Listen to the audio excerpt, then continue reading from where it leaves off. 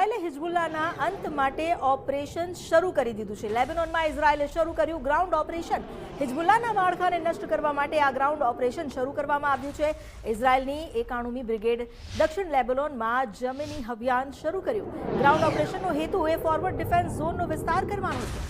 28 ફેબ્રુઆરીથી અત્યાર સુધી 850 લોકોના લેબનોનમાં મોત થયાના અહેવાલ છે। અત્યાર સુધી ઇઝરાયેલના હુમલામાં 2105 લોકો ઘાયલ થયા। 8 લાખથી વધુ લોકો સ્થળાંતર કરવા મજબૂર બન્યા।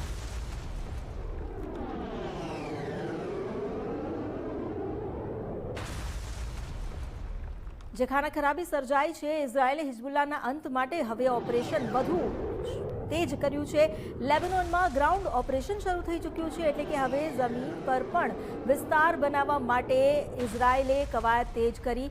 હિઝબુલ્લાના અંત માટેનો એકમાત્ર ધ્યેય જેને લઈને ઓપરેશન વધુ તેજ કરવામાં આવ્યું છે। ગ્રાઉન્ડ ઓપરેશન જે શરૂ કરવામાં આવ્યું છે, જેનો ઉદ્દેશ છે હિઝબુલ્લાના માળખાને નષ્ટ કરવાનો। 91મી બ્રિગેડે દક્ષિણ લેબનોનમાં હવે જમીન પર પણ અભિયાન શરૂ કરી દીધું છે। પહેલા જે હવામાં ગોળીબારી થતી હતી તેને સ્થાને હવે જમીન પર પણ વિસ્તાર શરૂ કરવામાં આવી રહ્યું છે।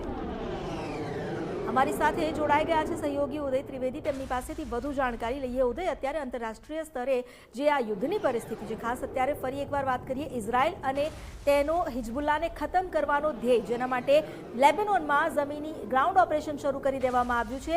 શું આ જે સ્થિતિ છે તેનો કેવી રીતે ક્યાસ કરવો અને ઇઝરાયલે જે ગ્રાઉન્ડ ઓપરેશન વિસ્તાર કર્યો છે તેના શું પરિણામ આવી શકે?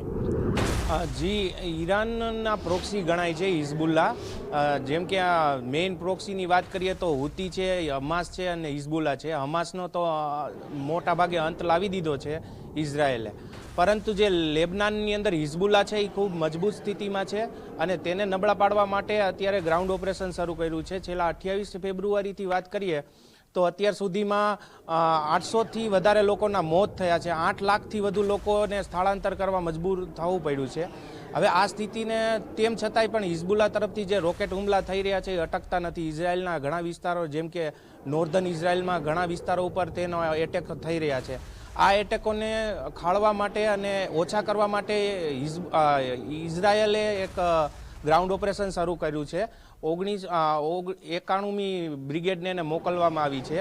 આ લોકો જે ફોરવર્ડ એરિયા છે બોર્ડરના તેને ન્યુટ્રલાઇઝ કરશે, જેથી કરીને રોકેટની રેન્જ જે 50થી 60 કિલોમીટરની ગણવામાં આવે છે તે ઘટાડી શકાય, જેથી કરીને આપણે ઇઝરાયેલના લોકો જે સરહદી વિસ્તારમાં રહે સુરક્ષિત રહી શકે છે।